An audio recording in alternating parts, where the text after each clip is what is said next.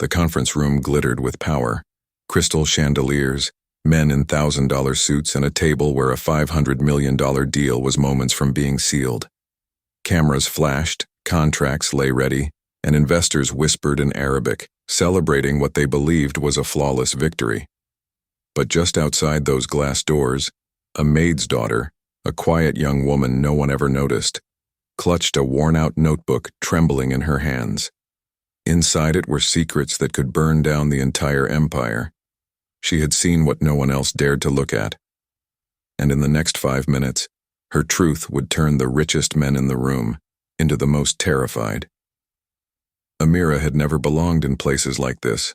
The glass towers, the polished marble, the scent of imported leather that clung to the air. Her mother, Salma, worked as a maid for the Al Rahim family, one of the most powerful business dynasties in Dubai. For years, Amira watched her mother scrub their floors and press their designer clothes, treated like a shadow that existed only when needed. But Amira had dreams that reached beyond those gilded walls. She studied at night, taking online business classes in secret, determined to break free from the cycle of servitude that chained generations of women like her. When her mother was assigned to work in the Al Rahim's private office, the same place where billion-dollar deals were planned, Amira sometimes helped her after school. That's when she noticed things: papers left on desks, late-night meetings behind locked doors, and whispers in Arabic that didn't sound like simple negotiations. She began jotting them down in her small notebook, more out of curiosity than suspicion. Weeks later, rumors spread that an American tech firm was about to sign a massive partnership deal with the Al Rahim Group, a deal that would bridge cultures and economies. The media painted it as progress. But something in Amira's gut twisted when she saw her mother's exhaustion and the way certain documents disappeared before meetings. One evening, while wiping a glass table, Amira found a folder labeled Asset Diversion Strategy, Phase 3. Inside, the words weren't just business. They were deception, manipulation, and exploitation hidden behind polished signatures. That's when Amira realized this deal wasn't about partnership. It was a trap, one designed to exploit both sides.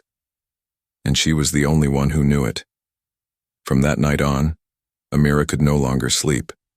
Every whisper from her mother's employers, every phone call echoing in the marble halls, carried a new weight. The Al Rahim Group, known publicly for charity and international cooperation, was secretly funneling millions through shell companies disguised as community funds. The American partner, a young CEO named Daniel Price, had no idea. His company believed they were investing in renewable energy projects across the Middle East. In reality, their money was being redirected to fund political influence and labor exploitation under a false humanitarian front. Amira tried to tell her mother, but Salma only shook her head in fear. They have power, Amira, more than you can imagine. Stay quiet and survive. But Amira couldn't unsee what she'd read. Every day she returned to the office, pretending to dust while quietly taking photos of documents and storing them on a hidden USB drive. She learned to blend in, her silence her camouflage. The deal date drew closer. International investors arrived. The Al Rahim brothers laughed over champagne, celebrating a victory they hadn't yet earned. Behind their charm lay centuries of privilege and a sense of untouchable dominance. Amira watched as her mother served drinks, her back bent, her eyes lowered. Rage burned quietly in her chest. One night, after everyone left, Amira slipped into the executive suite. The city skyline glimmered through the window as she scrolled through her stolen files. Then she found it, an internal memo written in Arabic dated 2 days before the signing. Once the contract is finalized, divert funds through the Riyadh accounts. American firm will be locked by Clause 7C, their withdrawal impossible without legal forfeiture. Amira's pulse thundered.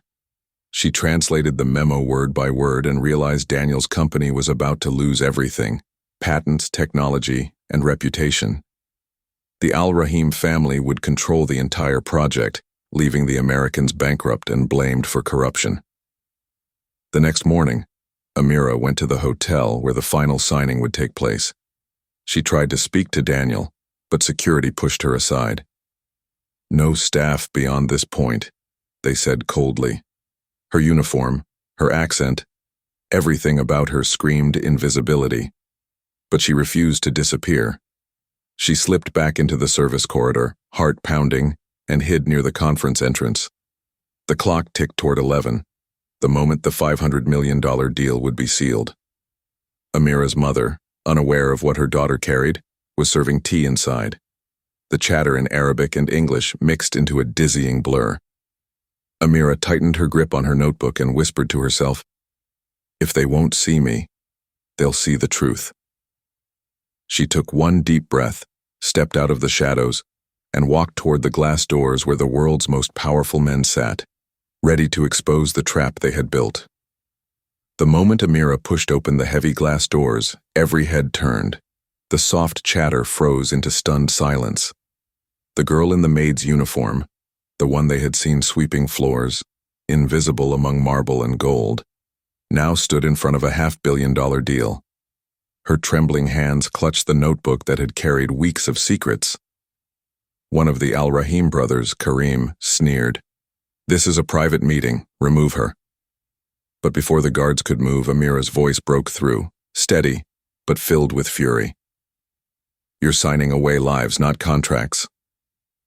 Her mother gasped, dropping the silver tray in her hands, the sound echoing through the room like a gunshot. Daniel Price looked confused, his pen frozen mid-air. Amira stepped forward, placing the notebook on the table. "You think this deal is about partnership," she said, flipping the pages. "But this," she pointed to the Arabic memo, translated beside it, "is a plan to destroy your company from within." The translator hesitated, then read the words aloud. Gasps filled the room as Daniel's legal team snatched the documents, comparing signatures and seals. Everything matched.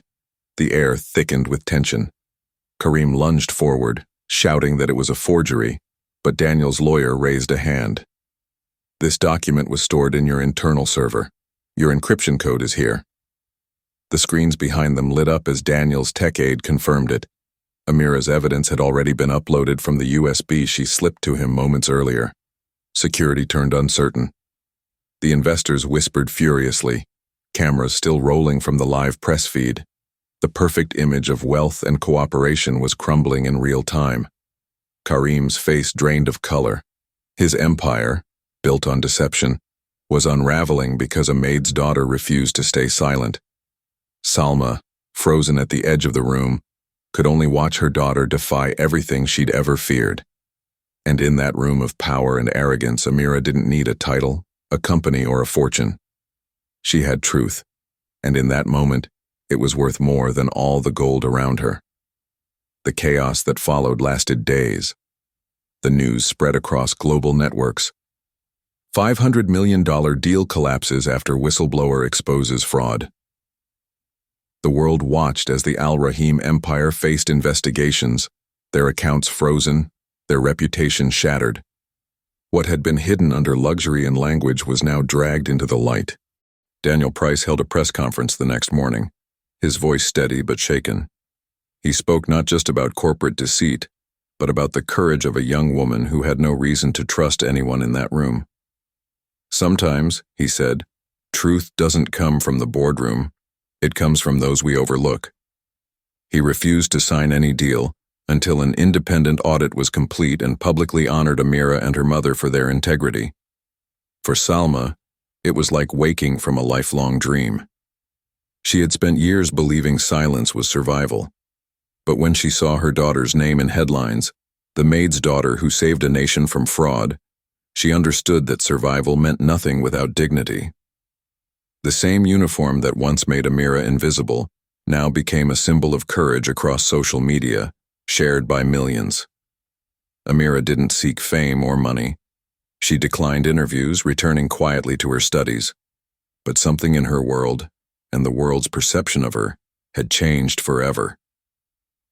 The tech company offered her a scholarship to study international law. "We need people like you," Daniel said, "people who see through the lies dressed in power." And as Amira boarded a plane to New York months later, She looked down at the city below, the skyline that once felt like a cage. Her mother waved from the ground, proud and tearful. Power, Amira thought, isn't measured in wealth or language. It's measured in the courage to stand alone, even when the world tells you to stay silent. Because sometimes the smallest voice in the room isn't the weakest. It's the one that finally makes the world listen.